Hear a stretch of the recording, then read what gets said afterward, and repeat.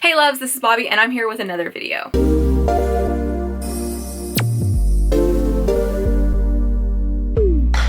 And this is going to be my March wrap-up video. I read a total of 25 books this month. That seems to be on average for me because of all the audiobooks I do, and then I got in some pretty short books as well as I did read a comic book and I loved it. I took part in 2 readathons this month. One of them was a month-long one, which is the Tropical Readathon. I had a blast with it. I did finish 100%, which was awesome. And then I took part in a week-long one, which is the Pop Sugar Mini readathon that they did, and that was based around Are You Afraid of the Dark? That was one of my favorite shows as a kid, so I love taking part in it, and I did finish it 100% as well. So let's get into this really quick though. I am trying to get better about talking about these books so that I don't just kind of drag it out so long, so I am editing myself down. The only books I'll probably go into a little deeper are the ones that are my top 3, and then any other books that I have kind of like really strong emotions about. But yeah, so let's get started. First, if you do not know, I go from lowest to highest rated. Within the star groups though, I don't have these in any particular order unless it's my top 3 books of the month. So yeah, there we go. So break it down. I read 1 1-star book, 4 2-star books, 5 3-star books, 9 4-star books, and 6 5-star books. So kind of all over the place rating wise. Usually I have a lot of 5-star books and a lot of 4-star books. The 4-star though was still really high. I read some really great books.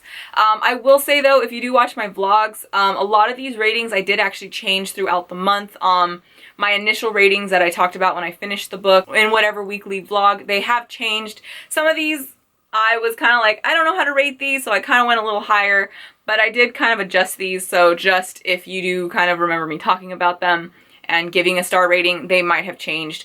So let's get started with the 1 1-star book that I did read. That is Tender the Flesh by Agustina Bazterrica. I hope I said that, I pronounced that right. I probably didn't. I went into this book with really, really high expectations. It is mentioned in so many horror groups that I'm in. People talk about how disgusting it is, that they couldn't finish it. And then a lot of people even like said that they couldn't eat meat anymore after reading this book because it just affected them so much. So to say that I went into this with really high expectations is an understatement. I love cannibalism. I love any like TV shows, movies, anything that features it. It's just something I've always found really fascinating since the very first time I watched Silence of the Lambs when I was a kid. So I went into this with really, really, really, really high expectations. They did not live up to it at all. Within the very first chapter, I was already not liking it. I probably would have DNF'd this book, but the fact that I was at work and it was just, I was listening to the audiobook is the only reason I finished it. The entire opening scene of this was literally just the basic meat process on how we make meat, how we slaughter animals. It was just supposed to be so much worse because they were humans instead of cows and pigs. The entire book read to me like vegan propaganda, and not even like, you know, let's help animals type of thing. No, this was straight up PETA type of stuff. And if you don't know, PETA is an awful goddamn company, group or whatever the hell they are. So this wasn't just done, it wasn't done right. Like, I would have felt a connection, but I didn't. It was ridiculous. This takes place in a future where all of the animals on the planet get sick. We are no longer allowed to eat their meat. And within a month, humans are so ravenous for meat because we can't survive without meat that we turn to cannibalism and we turn the meat industry into a human meat industry. It was ridiculous, and I mean ridiculous. So that wraps up the 1-star books. For the 2-star books, I have 4 of them. First is Mongrels by Stephen Graham Jones. This is more of like a 2.5, really, really low 3-star rating. It's not that there was anything bad about the book. It could have been really interesting. It just did not catch my attention at all. I did the audiobook on this one. I will say if I read it physically, I probably would have DNF'd it. The audiobook it was interesting. It's just the fact the way it was told, it was all over the place. We follow the story of a boy who, his family are a bunch of werewolves and they're kind of outcasts and they're really poor and they live this very nomadic kind of lifestyle. And I just didn't care, was my biggest thing about it. I didn't connect with any of the characters, and this is a completely character-driven book. It's kind of like different stories that are kind of connected to this family, and they're told really like weird, and it's kind of felt really heavy-handed on the whole outcast kind of coming of age. I just really wasn't a fan of it. There was nothing really, I can't really say anything super bad about it. It's just I didn't care for it. It was one of those that you just don't connect with. The next one is Two Can Keep a Secret by Karen M. McGinnis. I don't know, how do I even go about this one? This is another one like Mongrels where it wasn't a bad book. It was just meh is what it came down to. I think I originally had this one down as 3 stars as well, and I ended up changing it to 2 because this is another one. I can't remember most of what happened in this book because I didn't care. If you don't know, I tend to guess any kind of like mystery type of ending, thriller endings like immediately. This one I guessed the why, but I didn't guess the who, but it was just really kind of like mediocre, and then the ending was super rushed, and it was just kind of like, eh. I don't even have much to say about this because I don't honestly remember most of what happened in here. On that note, with that author, I did read a second book by her this month, and that is One of Us is Next. This is the sequel to One of Us is Lying. I adored One of Us is Lying. It was a 4-star book from me. Even though I guessed the ending right away, I still really enjoyed it. I liked the characters, I liked the plot. All of it was just kind of fun and crazy and just a really good thriller that crossed over with like a Breakfast Club kind of vibe. This one though, this is a book I don't feel like needed a sequel at all. Like, she could have, with a sequel, taken it completely like into a new complete batch of things. We have a new batch of characters, but I didn't care about like any of them. I did guess the who did it. The why was ridiculous. And I mean, it was so unrealistic that when it came about, when we finally find out, I was like, are you kidding me? Come on, man. This next one is the last of the 2 stars, and it is the one that I'm still incredibly bitter about. And that is The Gracier by Kim Liggett. This has amazing reviews, and everybody says it's like the Hunger Games type of meets like Handmaid's Tale. It's definitely like a Handmaid's Tale thing. This takes place in like a dystopian type of future era, whatever, where girls are said to have these powers, and these powers entice men and they drive women crazy with jealousy and everything. And these girls are to get rid of their power during their grace year, and this is like, I think their 16th birthday or so. During that season, for a year they have to go live in this encampment by themselves to rid themselves of their powers. And it had like I said, I was excited about this. And then this took on a crazy twist that I didn't see coming, and I was so excited because, again, this features one of my favorite things. And then the author just flushed it all down the toilet, and it just got ridiculous. The main character, I did not care for her that much. She thinks she's like the smartest person in the room, and she's really not. And then we get a romance in here that I found absolutely disgusting. I did not care for it. This is not a book that needed any romance, like at all. Like, this should have had 0 romance in it. I really don't like dystopian where it's literally, I will die if I'm not focusing on what's going on, and then they fall in love, and they fall in love with a really shitty kind of person, and it's just seen as romantic. The relationship in here reminded me of the one from Serpent and Dove, which I absolutely hate. Yes, I know everybody loves that book, but I wasn't a fan of it. I really did not like it. There were aspects I did like, but as a whole, I did not care for that book, but the romance was the #1 thing I hated. We get that same very dysfunctional, not healthy relationship, and then the ending in here just pissed me off. I was so angry when I was getting to the end, and I was just like, I would have DNF'd this. But I was doing it as a buddy read with my friend Emma, and yeah, so this book, I am still bitter. This was probably closer to 3 stars, as I mentioned in a vlog, but my bitter ass is giving it 2, and it's staying there. So on to the 3 stars. There are 5. The first one I'm going to talk about is a really quick one because it's just a super short audiobook. I think it's like an hour and a half long or so. And that is Bridesmaids by Sydney Smith.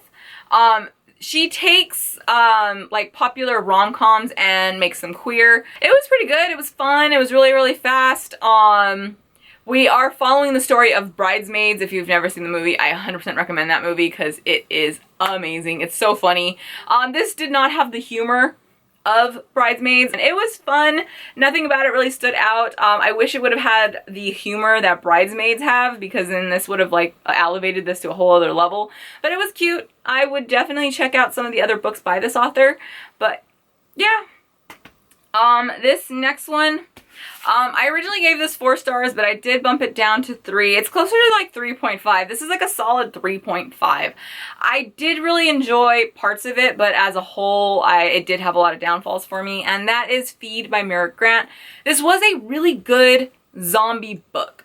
The only thing is I didn't care for any of the characters. I was liking the characters at first, and then the longer the story went on, I just didn't care about them. The thing about this, I love the way it handled the fact that everyone is actually already infected, but it's like it takes it until it actually gets activated.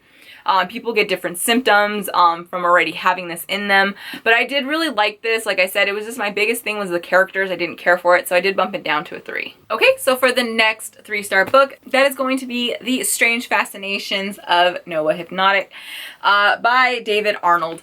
I really liked aspects of this book. The reason why I ended up going with 3 stars instead of 4, even though it felt a lot like a 4-star book, was when it came to the plot twist at the end of it. I found it kind of stupid and it didn't need to happen. It would have been fine without that little extra bit. I really liked it. It was just the kind of twist in this. It was another one. I've been coming across a lot of books like this where they're really good books, but they have to add like this twist at the end for some reason, and it just kind of like ruins it for me. I can be like that. These are like kind of personal things for me where it's just I will love something and then something in it will happen and it just irritates the hell out of me. It's something I just don't like. But yeah, I do recommend this. This was a great kind of coming of age with like a kind of magic realism type of fantasy type of thing. Like, it's kind of hard to explain. This is definitely kind of like a hybrid book, but I did really like it. I would check out more by this author. I really, really enjoyed his writing. The next one, it was kind of a disappointment for me. I really, really liked a lot of this book, but there was just some really big issues in here for me, and this is a huge crowd favorite. I would definitely read more by this author. I really did like her writing. It's just there was a lot of personal tropes and stuff that I really absolutely hate in here, and that is You Should See Me in a Crown by Layla Johnson. My biggest thing is that Liz, who is the main character, she gets really, really jealous. Some parts I do not like that toxic jealousy, and she gets it in here really, really heavy in one part, and I didn't like it, and the whole thing never really gets resolved. She's kind of just forgiven because she's the main character, is what it feels like. I keep coming across this when it comes to contemporary, and I hate it so much. I do not mind the drama kind of aspect. I actually really like it. I just wish we would get better representation when it comes to people asking for forgiveness and actually making a kind of way, you know, like talking it out. I hate that it's just like they're the main character, so all of a sudden everything's better and they end up together. The other thing is that she's very, very pity me, nobody likes me, but when everything kind of gets resolved, it comes out that, you know, she's not really the nicest person. And it's another aspect that isn't exactly explored more. It's kind of just, oh, it's forgiven, it was a misunderstanding. I really wish this would have been handled a little better. But it was really cute. Like I said, I would definitely read more by this author. I loved the queerness in here. I did love the fact that when she finally like accepts who she is and everything. And like I said, I really did like the romance in here. It was adorable. But it was just the jealousy and stuff got a little too much for me, and the fact that it just wasn't resolved the way I would have liked it. Like I said, these are personal things. It kind of put a damper on it, but like I said, I would definitely check out more by this author. This last one for the 3 stars was such a disappointment for me, and that is A Map of Days by Ransom Riggs. This is the 4th book in the Miss Peregrine's Home for Peculiar Children. It's not that this was a bad book. This is very because we've got I feel like this series has been broken up into 2 trilogies basically. The first one wrapped up pretty well. I didn't like the ending to the last book, so I was happy when I found out there was going to be more. But this one very much felt like we're resetting up everything for the rest of the series. I am really excited to get into the next book. I have a feeling the next book's going to go a lot better. But this was definitely more of a, this is what's going on now. We have to put all the new problems because everything else has been resolved. And, you know, I didn't care for that. I do really enjoy this series. I love the pictures and everything that he adds to it. They just definitely add to the story, and the way he builds the story around those pictures is really cool. But yeah, it was just kind of a disappointment to me. I was expecting a whole lot more. So on to the 4 stars, which there are 9 of them. So let's get into this and try and get through this fast. The first one is The Grip of It by Jack Jemick. I really liked this book. It is a horror book. This is definitely one of those haunted house books where the house is the actual kind of haunting, and this has the same atmosphere as like the Haunting of Hill House. It's that very dreamlike, what's actually happening? Who do I trust? Is any of this happening? Are these people just like crazy and they're making all this stuff up? I really liked this book. I honestly was kind of surprised how much I liked it, but I really liked that dreamlike horror in books. Like it just sucks me in, just like gets me very like, what's happening? And I love unreliable narrative is what it is. And seeing all the things that keep happening to these people, I was just like, get out of the house, get out of the house. And it was good though. I really liked this one. This next one is one of my favorite movies of all time. I can't believe I had never read the book. Honestly, for most of my life, I didn't even know it was a book. So there was that. But that is Jurassic Park by Michael Crichton. This was amazing. Oh my goodness. Like, they changed a lot when it came to the movie. The movie is still solid. This isn't like The Shining where I feel like I can no longer watch The Shining and enjoy it. I could still watch Jurassic Park and enjoy it, knowing that these are 2 separate things. Like, they definitely changed a lot of the characters in the movie. But this was great. Like, this had so much more horror aspect to it, especially when it came to the raptors. Like, there was a lot more of them, and it was just like, they just kept coming, and all of the other like dinosaurs and everything. But I love this. The only reason I didn't go with 5 stars for this is one of the characters, why am I blanking on her name? The young girl. She is so irritating in this book. Oh my goodness, what the hell? This is a guy that's never actually spent time around a teenage girl and like at all, because she was just like so over exaggerated and didn't need to be. But there was a lot of parts in here that surprised me, like how much they changed. But the adrenaline that was going in here was just great. I rewatched the movie after I finished it, and like I said, this is one of those where they are separate but still so equally good. And I love them both. I want to read the second one. But yeah, this was just freaking awesome. This next one, I really liked it, and that was Lost Boy, The True Story of Captain Hook by Christina Henry.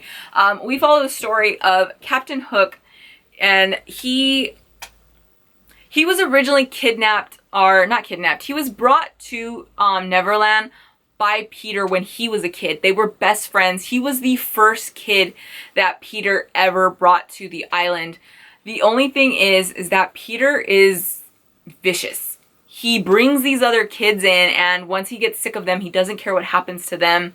He puts them in super dangerous like situations. A lot of them get sick and die, and he just doesn't care. They're playthings to him. Hook is the one that takes care of them. And the whole thing is with Hook is that when he is one of the Lost Boys, his whole thing with the pirates is that he cuts off one of their hands. It's like his signature. And as we know where Hook ends up, it's like, wait, what's gonna happen? Like, how is this gonna go down? And I really liked it.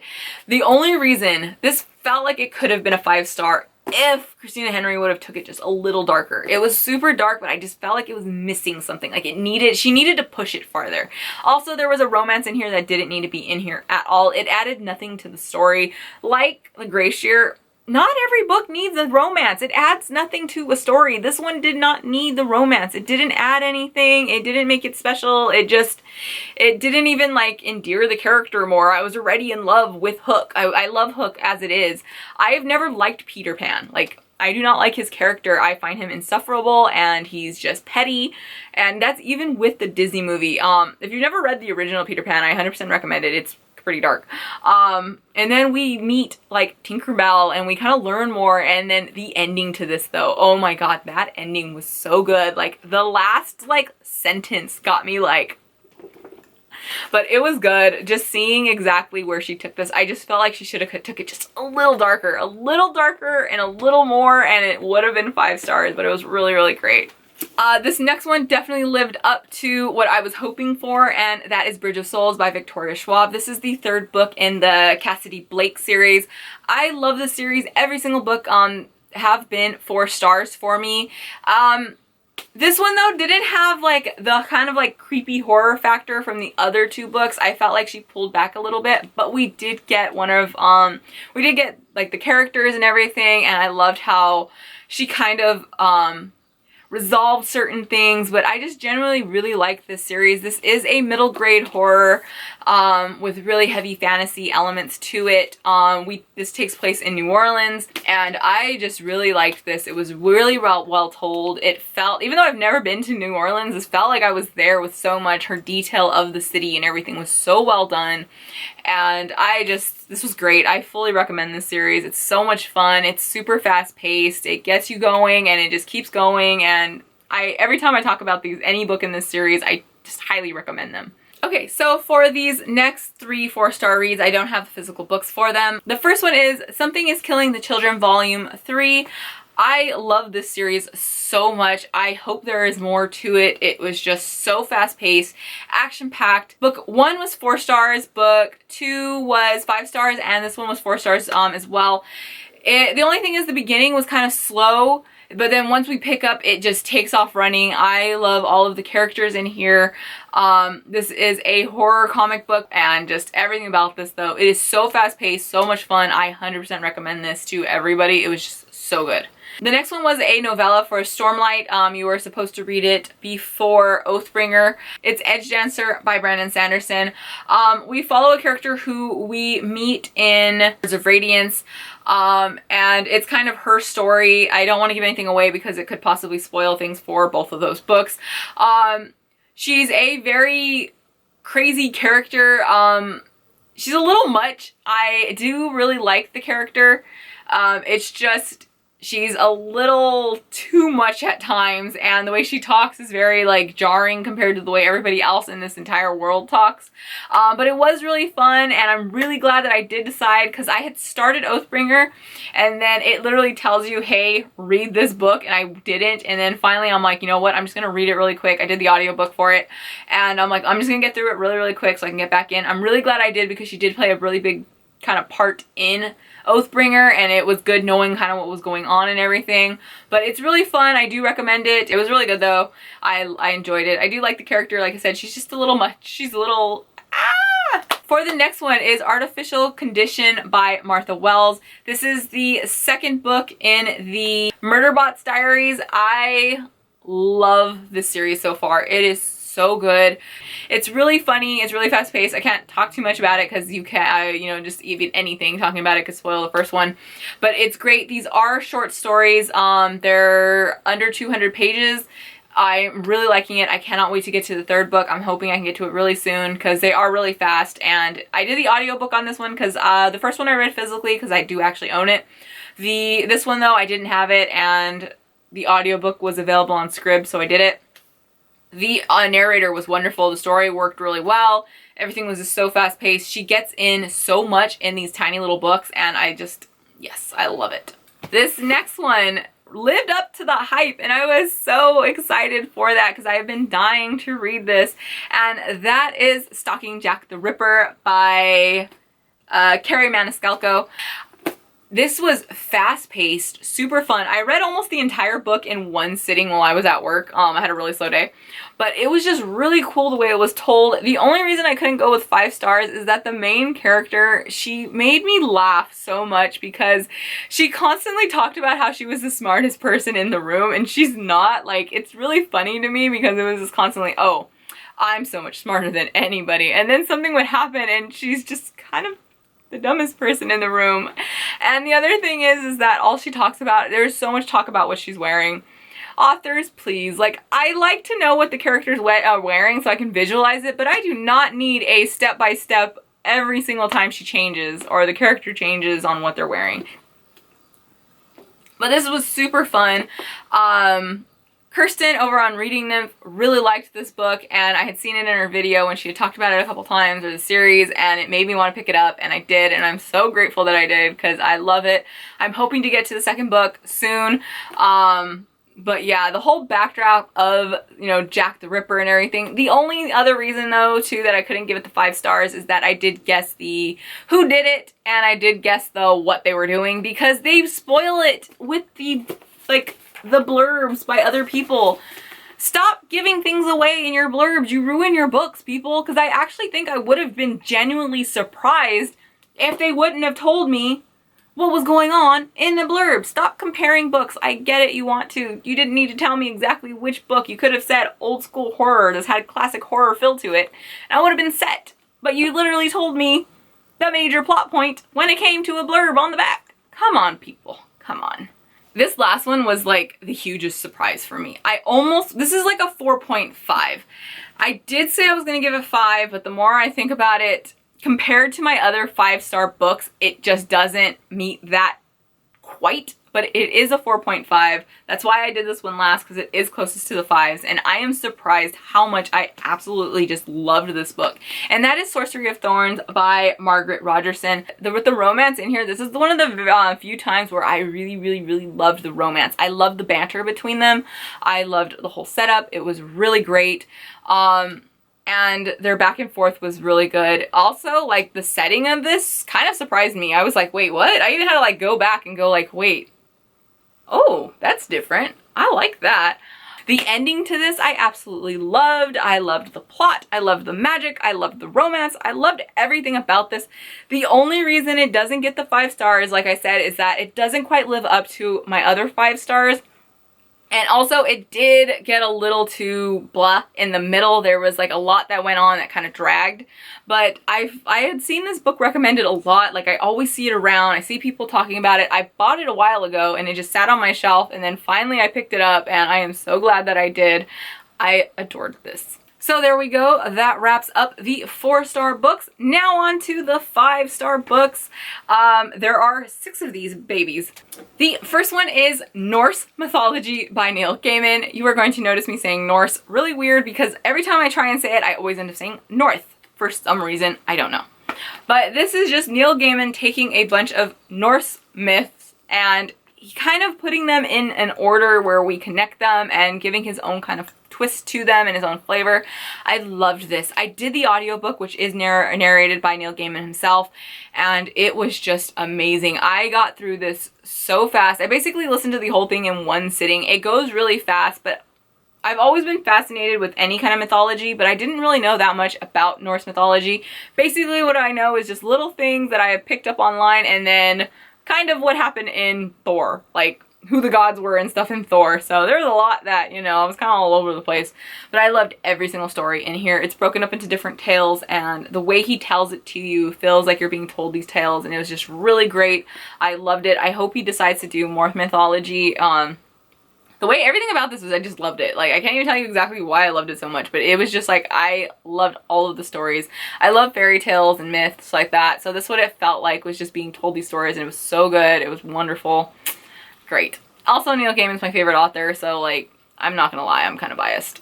This next one, oh my goodness, I was very hesitant about this. I love this series, but this is the one book of all of it that I was kind of like, but it was awesome, as you can tell, since it is in the 5 stars, and that is Oathbringer by Brandon Sanderson. This is the 3rd book in the Stormlight Archive, and it is a very chunky boy. It's so big that it literally had me putting off reading the next book because I just need a break, because I still think I'm processing everything that happened in this book because there's a lot going on. I can't talk about any of this because it's the 3rd book. But I loved it. I love the characters. This got really close to a 4-star though. I will say all of his books have been solid 5s. This one got very, very close to a 4-star, and it was just, there was a lot going on that I feel like needed to not even not happen. It's just some of it just felt like it went on a little too long. And also the character of Shalon, who I actually usually tend to really like, she kind of irritated me in this book. Like, everyone always kind of complains about her, and I'm like, I like the girl, what can I say? And this book, it got to me. She kind of annoyed me, and I love the relationships between all the characters. I am very excited to get into the next book. I think I'm going to wait till May to read it or do the audiobook on it, because I still need a break from this because I'm still reeling, because this is really, really long. And yeah, it took me like a week to read, or a week and a half to read, and I'm not ready for that commitment in another book yet. I need time. We're on a break is what we're on. This next one is a reread for like the 10th time or so. I don't know. I did the audiobook for the very, very first time, and that is The Hobbit. And I did the audiobook version that was read by Andy Serkis, who is the voice of Gollum in the movies, and he was phenomenal. Oh my goodness. I cried in this book the very, very first time I read it. All my other rereads, I never cried again. It just, I knew it was happening. I knew it was going to happen. Let me tell you, I was on the train trying not to freaking cry because of that ending and the way just his emotion in it, and when we get to the scene with Bilbo and Gollum, hearing actually Gollum's voice was just the trip. It was so well done, but all of his voices through this entire thing were so good. He's so full of emotion, and just everything about this was wonderful. I love this. This is one of my all-time favorite books. I don't know how many copies of this book anymore. I keep buying more. But yeah, I just, this is like my god tier book. I love everything about it. It's fairy tale. It's wonderful. We get the world that Tolkien built, and everything about this I just love. And that audiobook, I would listen to that audiobook over and over and over again. And yes, it was brilliant. Into the top 3 that I read in March. Oh man, these were some damn good books.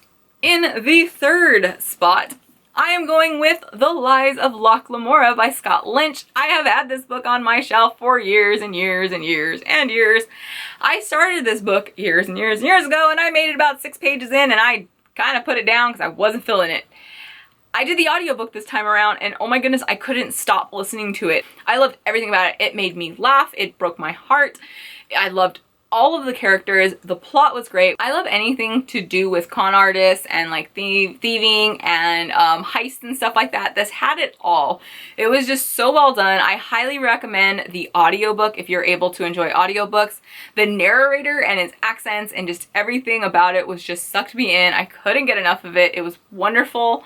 Like I said though, this was just, it's in my top 3 out of 25 books that I read in this month, and is definitely a new favorite of mine. I adored everything about it, and I just cannot wait to get to the 2nd book. The only thing is, unlike I Didn't Know, this series is not complete. People have been waiting years and years and years for the 4th book. Yeah, I didn't know that going in, but it kind of works out for me because I don't finish series half the time anyway, so. This next one was the last book that I read in the month, and oh my goodness, I loved absolutely everything. And when I mean absolutely everything about this book, I loved everything about it. And that is Gods of Jaden Shadow by Sylvia Moreno Garcia. We follow the story of a young girl named Cassiopeia. She ends up releasing this god who her grandfather had tricked and trapped into this trunk. And when she releases him, they end up tied together, and he's slowly killing her, and to save herself she has to help him get his throne back because he is a god of the underworld. And oh my goodness, this whole thing is told like someone telling you a fairy tale. If you enjoy classic fairy tales and the way they're written, where things happen and you're not really given an explanation on why they happen, or people just kind of accept what's happening at that time, it's told like that. And I love classic fairy tales. I read the Brothers Grimm fairy tales a lot. I love that type of storytelling. I've came across it a couple times in books where they still stick to that type of writing, and I love it.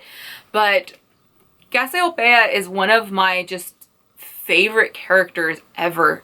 She's so headstrong, but she's not arrogant about it. Like, she understands she has these limits, but she still pushes herself. And then when it comes to the god that she's released, well, his name is Hukame, she accepts who he is, but she still fights back. Like, he's a death god, and she still smarts off to him because he disrespects her, and she's like, you're not going to talk to me that way. I deserve respect, and you're going to respect me, and I love it. Also, her mother married someone her father didn't agree with. So her and her mother, her father has passed away, so her and her mother have to crawl back to her grandpa, or her mother's dad, who didn't approve of this, and they are treated like household staff. She has to clean for them, she has to do all these chores, she's mistreated by the rest of the family. And in the beginning, she does kind of say that she's like Cinderella, but immediately she's like, no, I'm not like Cinderella, because I'm gonna make it better for myself. I'm not gonna rely on someone else to fix my problems. And I loved that. She compares it a couple times where she's like, I'm not these damsels in distress. You know, there's nothing wrong with it, but that's not me. I value myself. I know I can do better, and I'm gonna figure this out. And I love it so much. And then the relationship that builds up between her and Hukame is just wonderful, because it's so slow, but you see them both learning about each other. Like, she's learning who he is, but he learns so much from her because he's, you know, he's a god. He doesn't have any, you know, kind of practice with people, and he's been locked in this chest for a very long time, and he doesn't know how to act human, and he's kind of, you know, has to, because he's in this world with this human. The other thing is the setting. Oh my goodness, I love the setting of this book. It takes place in the 1920s in Mexico. So we're at the height of the jazz era, and I never really thought about, you know, the jazz era and everything in another country. It's always just, everything's always focused about in the US. So to see how it did affect so much in Mexico, I just loved everything about the world. It was so beautiful, and the time period was wonderful. And along their journey, because this has like a quest, and they have their, you know, different points that they have to meet, and I loved everything about this. The ending was amazing. It was beautiful. This is told like a fairy tale, where, you know, original fairy tales didn't all have happy endings, and I loved everything about this was just so good. And but the ending was the thing that just got me. It was what made me just solid 5 stars. I loved it. I was so happy with it, and oh yes, I love this book so much. It means the world to me. And finally, that is going to be The Fifth Season by N.K. Jemisin. I still can't with this book. It was so good. I did the audiobook for this one, and oh my god, it was so good. I could not stop. I kept stopping what I was doing at work, because I was just like, just enraptured, and just like, oh my goodness. I've heard so many mixed things about this series, or at least this book. People always talk about it, and I've seen both sides, where people either love it and they're like, it's one of the greatest books ever, and then other people where I just couldn't get into it. The writing's really weird, because this is told partly in, I'm sorry, I totally do like get first person, third person, and all that mixed up, but it's told, I think what's considered third. It's told in the you, like you're doing this, so it's kind of, it throws you a bit, but I loved every aspect. This takes place in like a world where there are these different seasons that happen, and with these seasons are extreme kind of weathers, and weird stuff happens. In this one, there are these earthquakes. They are earth-shattering earthquakes. Like, they shift all kinds of things. It's crazy, you know, they come and go, and there's these people that can make them happen, or they can kind of control them. There's 3 different point of views, and the way they're woven and everything is so good. I was just taken away, and learning more about this world and just everything that's going on. It was amazing. I am so excited. I ended up buying the audiobooks for these because I can't wait to read them. I was trying to get them on my TBR for this month of April, and let me tell you, I am waiting for a prompt to come up so I can at least get the second one, because I need it. And if I don't, I'm just gonna read it. I don't care. I'll make it fit somewhere. But it is just so good. I love everything about this. Like I said, the character, the writing is phenomenal. Like, let me just tell you, the writing is just brings you in, and just everything. I I'm a rambling mess when I talk about this because I love it so much and there's so many things I like about it that I can't even like tell you why I like it so much. I enjoyed this so much, and I don't remember the last time where I got sucked in that fast, because literally from the very start I was just like, I need more, I need more, I need more, and I was just like, holy crap, this is amazing. One of my favorites now. Like, this is a true favorite of mine. These three are all will have honor of, you know, have a space of honor on my shelf because I loved all three of these for very different reasons, but at the end they were all just so amazing. The writings were so great, but this was just, I don't know. I don't know. I just loved it so much. So there we go. There is my March wrap up. I hope you liked this. I read some, like I said, I read some really great books. I was kind of bummed that I did get a 1-star book in though. But yeah, I hope you enjoyed this. If you did, don't forget a thumbs up. Don't forget to subscribe. I will drop all those social media links down below. I hope you had a wonderful reading month. What was your favorite book that you read this month? What was your least favorite? I love knowing people's least favorite books. I don't know why. It's something I've always loved, but did you read any 1-star books? Did you have any 5-star books? Let me know because I always need recommendations. So that's what's what. As always, happy reading. Bye.